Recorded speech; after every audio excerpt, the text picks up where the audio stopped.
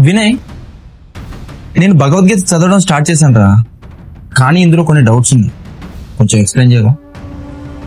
తప్పకుండా రా. ఇంతకీ నీ డౌట్ ఏంటి? ఏ చాప్టర్, ఏ శ్లోకం?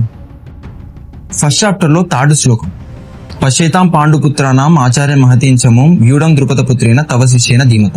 ఇందులో దుర్యోధనుడు అంటున్నాడు, గౌరవనీయులైన గురువర్య, మహాపరాక్రమవంతుడు ద్రుపదపుత్రుడైన మీ శిష్యుడిచే వ్యూహాత్మకంగా నిర్మించబడ్డ పాండవ మహాసైన్యాన్ని చూడండి. ఓకే, ఇందులో నీ డౌట్ ఏంటి? Everything is fine no? ఇక్కడ దుర్యోధనుడు మీ శిష్యుడిచే నిర్మించబడ్డ పాండవ సైన్యాన్ని చూడండి అని ఎందుకన్నారు? ద్రోణాచార్యుడు గతంలో చేసిన తప్పును దుర్యోధనుడు యుక్తితో ఎత్తి చూపుతున్నాడు. మీకు అర్థమవుతుందా? ఇంతకీ ద్రోణాచార్యులు చేసిన తప్పేంటి? గతంలో ద్రుపదుడికి ద్రోణాచార్యునికి మధ్య రాజకీయ వైరం ఉండేది. దానికి పగ పెంచుకున్న ద్రుపదుడు ఒక మహాయజ్ఞాన్ని చేసి ద్రోణాచార్యుని చంపగలిగే కుమారుని పొందుతాడు. అతడే దృష్టద్యుమ్నుడు.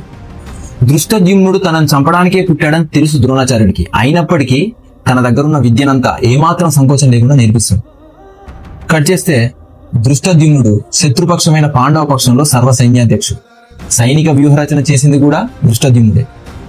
ఈ సందర్భంలో పాండవ మహాసైన్యాన్ని చూపిస్తూ ద్రోణాచార్యుడితో దుర్యోధనుడు ఇలా అంటున్నాడు, ఓ గురువర్య, గతంలో మీరు చూపించిన కనికరమే ఈ పరిస్థితికి దారితీసింది.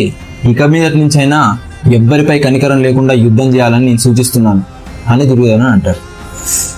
మనలో మనమాట, నువ్వే ద్రోణాచార్యుని అయితే నిన్ను చంపడానికి ఒకడు పుట్టాడని తెలిసి నీ దగ్గరున్న విద్యనంతా వాడికి నేర్పుతావేంట్రా?